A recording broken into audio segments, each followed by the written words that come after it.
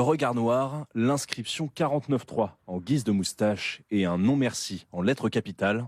Cette fresque d'Emmanuel Macron représentée en Adolf Hitler a fait son apparition en périphérie d'Avignon depuis quelques heures et elle divise les habitants. Mais moi je trouve que la fresque est quand même choquante parce que comparer quand même Macron, un président démocrate qui a été élu par le peuple, à un dictateur, c'est quand même gros quand même. Je ne vais pas mentir, c'est pas choquant.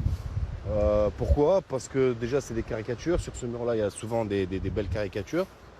Et ensuite c'est un peu en liaison avec ce qu'il est en train de faire aujourd'hui en France. Si les avis divergent sur la manière dont le message est véhiculé, les passants sont nombreux à juger utile une telle caricature pour évoquer l'utilisation de l'article 49.3 par le gouvernement. C'est un peu le but aussi, c'est que ça fasse parler les gens et qu'on en discute. C'est toujours intéressant d'avoir des artistes qui ont un petit œil caricatural. Le 49.3 c'est dans la Constitution, c'est démocratique, mais voilà, c'est pas toujours dans l'intérêt du peuple. Du côté de la classe politique, la ministre déléguée à la diversité, Isabelle Rome, s'est insurgée sur Twitter.